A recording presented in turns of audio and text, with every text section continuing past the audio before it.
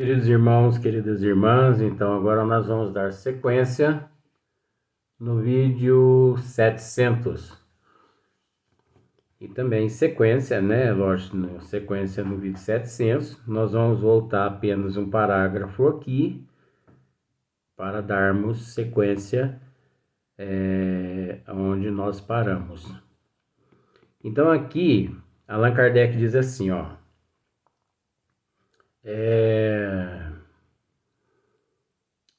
Aqui tocamos na grave questão da pluralidade das existências, como o único meio racional de se resolver a dificuldade. Não obstante, a deixaremos de lado para só considerar a alma numa única existência. Então, olha só para você ver, agora continua. Consideremos, como tantos que existem, um jovem de 20 anos, ignorante, né? Entregue aos instintos inferiores, negando Deus e sua alma. Então, olha só para você ver, né? Um jovem de 20 anos, ignorante das leis do Criador. Entregue aos instintos inferiores, negando Deus e sua alma. Desordeiro, cometendo toda espécie de maldade.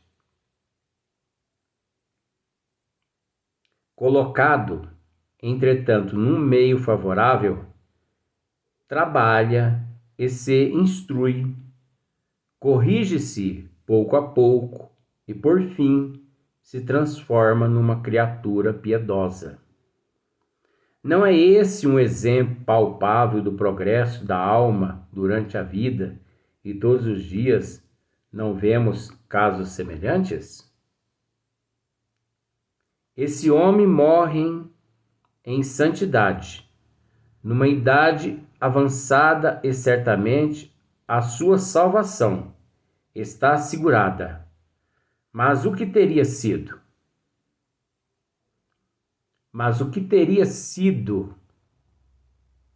Dele se um acidente o tivesse levado à morte 40 ou 50 anos antes? Estaria dentro de todas as condições para ser um condenado. E uma vez condenado, estaria impedido de realizar qualquer progresso. Não é assim? A realidade que impera mediante a mentalidade, né? Eis o caso de um homem que se salvou por ter vivido bastante e que, segundo a doutrina das penas eternas, jamais se teria salvado se tivesse vivido menos. Então, olha só para você ver. Segundo a doutrina das penas eternas, jamais se teria salvado se tivesse vivido menos. O que poderia acontecer por um acidente qualquer, mas desde que a sua alma pode progredir num determinado tempo, por que não progrediria nesse mesmo tempo após a morte? Se uma causa independente da sua vontade a tivesse impedido de fazê-lo em vida? Porque Deus haveria, então, de recusar-lhe os meios? O arrependimento, embora tardio, não é menos efetivo do que se viesse em tempo? Mas se desde o instante da morte uma condenação irremissível o atingiu, seu arrependimento não tem mais valor para a eternidade, e sua capacidade de progredir ficou para sempre anulada. O dogma da eternidade das penas é, pois, inconciliável. É inconciliável. com o progresso da alma, pois lhe opõe um obstáculo insuperável. Esses dois princípios se anulam forçosamente um pelo outro. Se um existe, o outro não pode existir. Qual dos dois realmente existe? A lei do progresso é evidente. Não é uma teoria, mas um fato constatado pelas experiências. É uma lei natural, lei divina, imprescritível. Assim, desde que ela existe e não pode se conciliar com a outra, é que a outra não existe. Se o dogma da eternidade, olha só para você ver, das penas fosse verdadeiro, né? Aqui não tá faltando a letra V, mas das penas fosse verdadeiro, Santo Agostinho, São Paulo e muitos outros jamais teriam visto o céu. Agora, isso aqui é simbólico, né? Porque céu não existe, isso é mitologia. Se houvessem morrido antes do progresso que os levou à conversão. A esta afirmação responde que a conversão desses santos não resultou de nenhum progresso da alma, mas da graça que lhes foi concedida e pela qual se sentiram tocados. Mas isso é jogar com palavras. Se eles praticaram o mal e mais tarde se voltaram para o bem, é que se tornaram melhores. Consequentemente, progrediram. Deus lhes teria concedido então, por um favor especial, a graça de se corrigirem, porque a eles e não a outros é sempre a doutrina dos privilégios, incompatível com a justiça de Deus e seu amor sem distinção para com todas as criaturas. Segundo a doutrina espírita, segundo as próprias palavras do Evangelho, dentro da lógica e da mais rigorosa justiça, o homem é o que as suas próprias obras o fazem durante essa vida e após a morte. Nada ele deve a qualquer favoritismo, pois Deus o recompensa de acordo com os seus esforços e o pune pela sua negligência, por tanto tempo quanto durar a negligência. Agora nós temos que entender essa questão. Que veja bem, olha só. Segundo a doutrina espírita, segundo as próprias palavras do Evangelho, dentro da lógica e da mais rigorosa justiça, o homem é o que as suas próprias obras o fazem durante esta vida e após a morte, né? Nada ele deve a qualquer favoritismo, pois Deus o recompensa. Deus não recompensa ninguém. Isso aqui foi colocado dessa forma para que pudéssemos raciocinar através do bom senso, raciocinar. Deus não recompensa ninguém. Nós mesmo é quem nos recompensamos. Nós nos recompensamos através da obediência, da prática das leis do Criador. Porque se deixa dessa forma aqui, fica parecido com o Deus mitológico, que a uns ele favorecia e a outros ele penalizava. Não. Deus, eu vou dizer sempre isso aqui, Deus, ele é incondicional, ele não julga, ele não pune, Deus é imparcial. Ele é imparcial em tudo. Ele não opina, ele não se manifesta.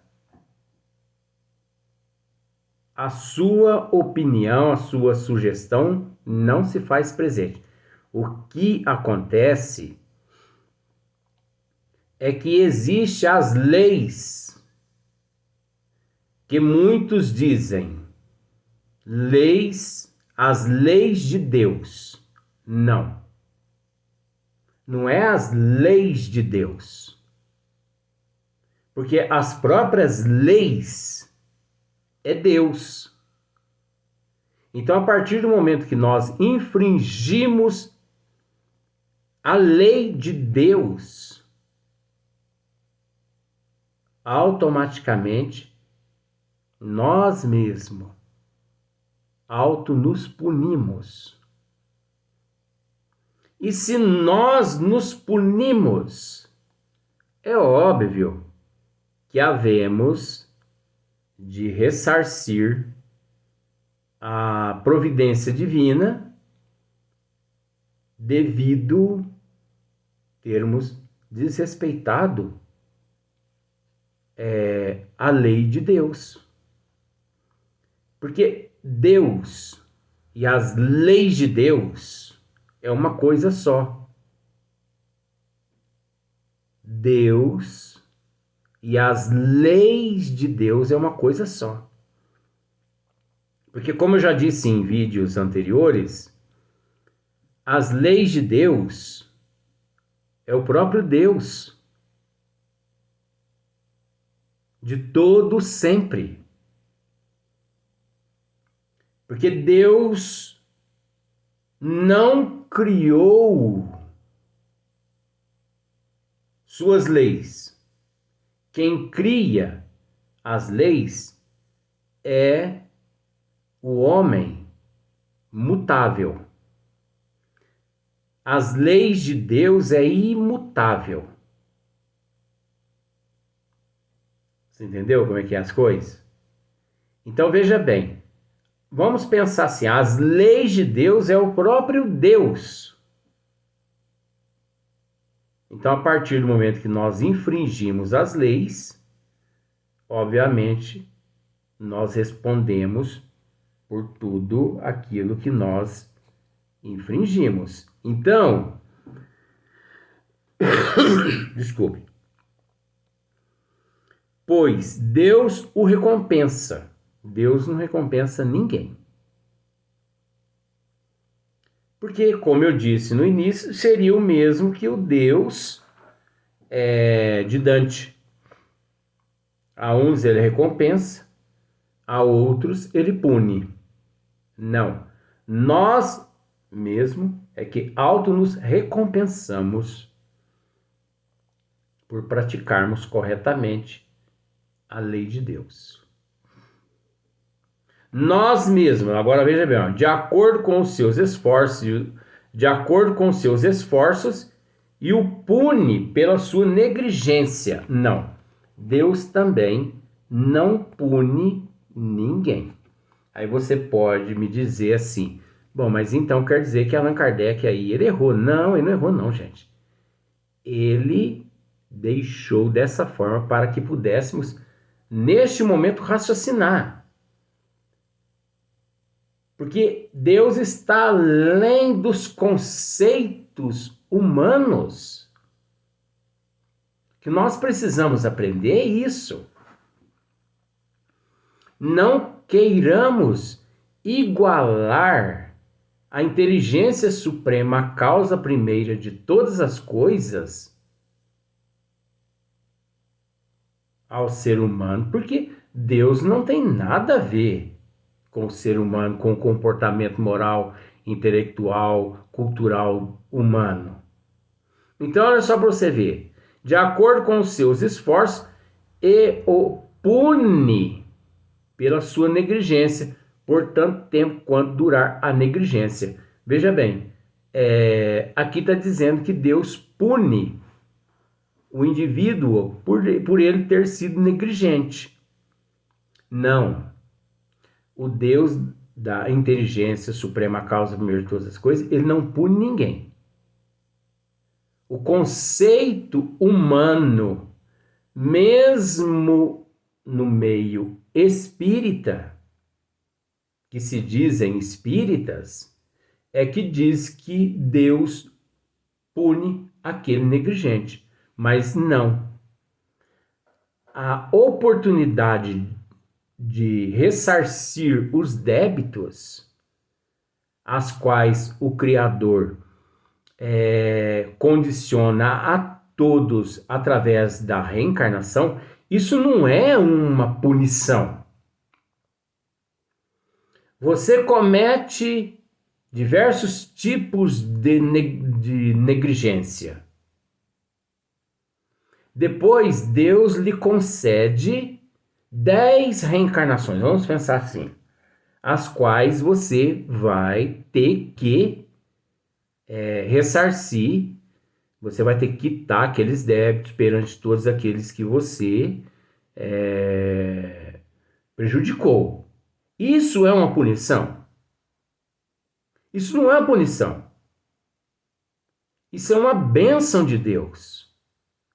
Pelo fato dele estar te concedendo a oportunidade de retornar à cena do crime e reparar aquilo que antes você não enxergou. Porque a reencarnação, gente, é o retorno do criminoso à cena do crime. Vamos simbolizar dessa forma, ó. Deus, a providência divina, Deus, né, chega e fala para você assim, isso eu tô só supondo, viu, gente? Porque não é assim que acontece, não. Mas a reencarnação é. Mas vamos mudar então, o Deus. Os benfeitores espirituais, eles chegam e dizem assim para você, ó, vem cá.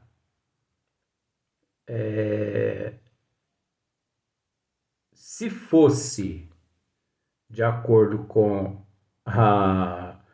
a lei das penas eternas, você não ia receber a oportunidade que vai lhe ser concedida agora.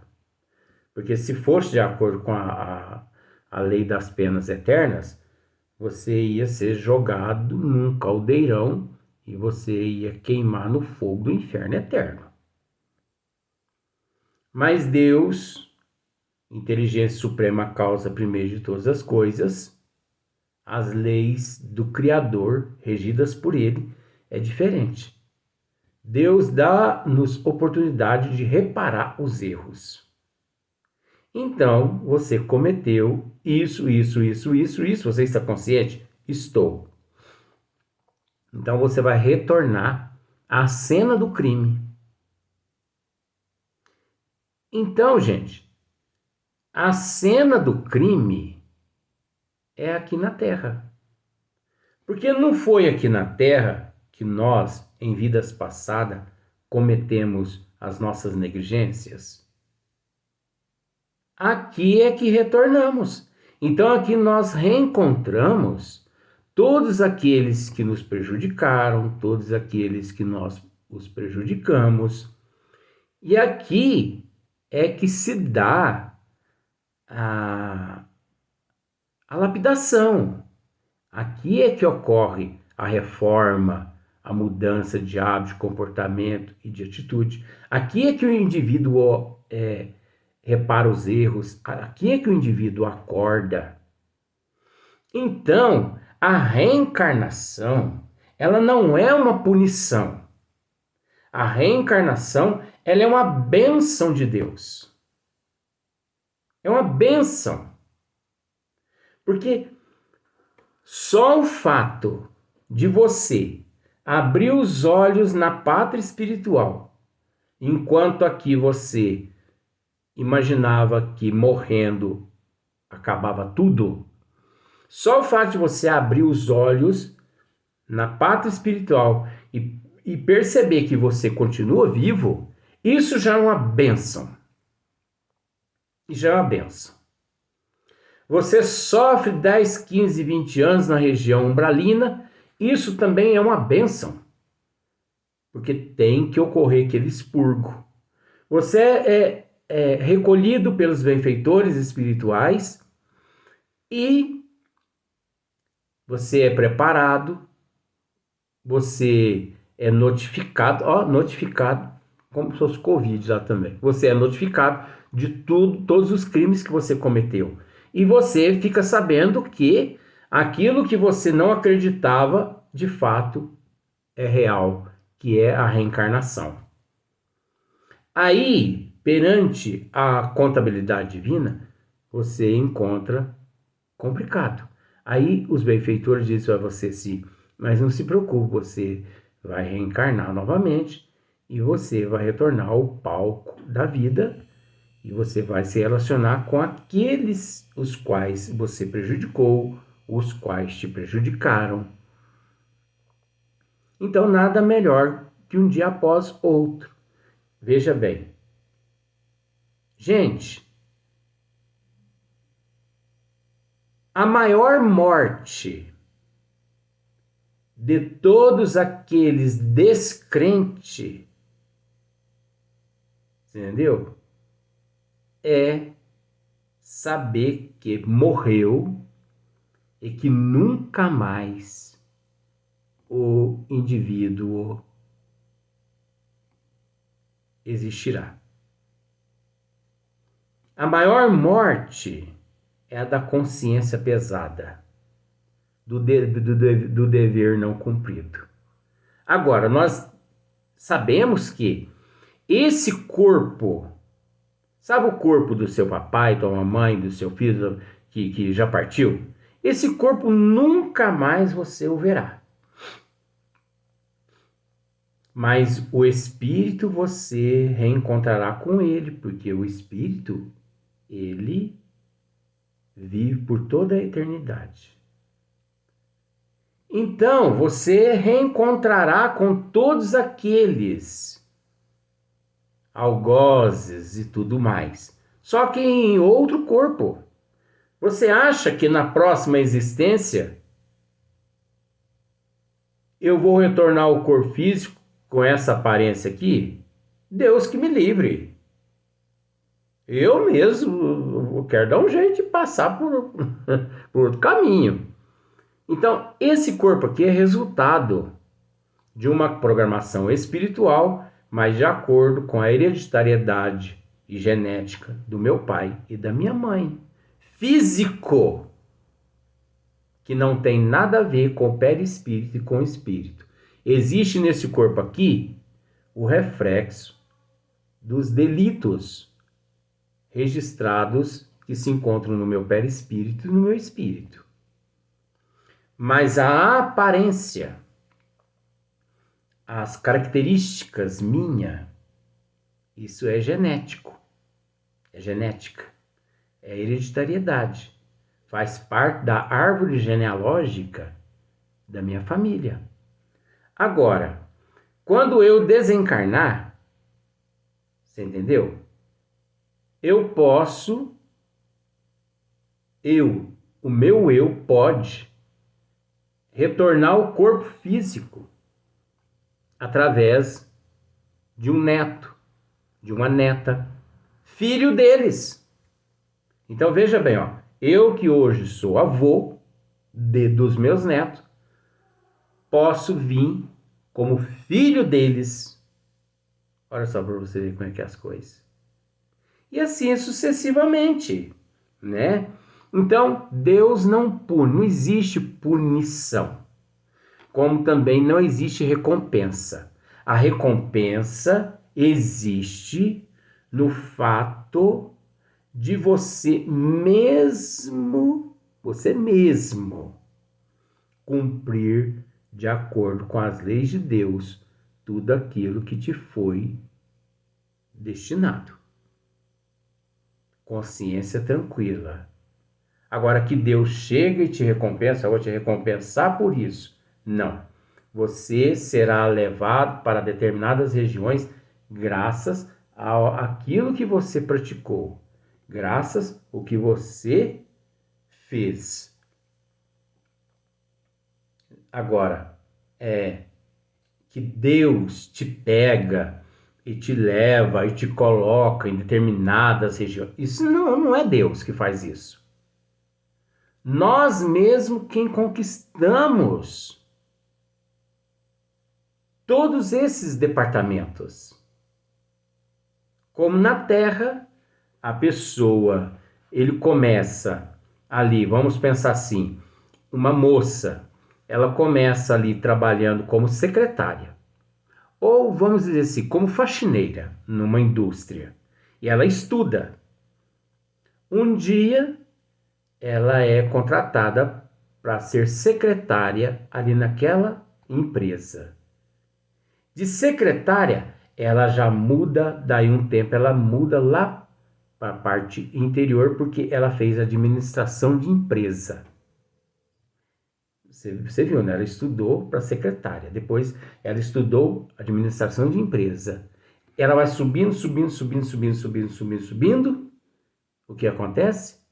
Um dia ela pode chegar ao cargo de chefe de toda aquela empresa. Mas você viu que foi ela que batalhou?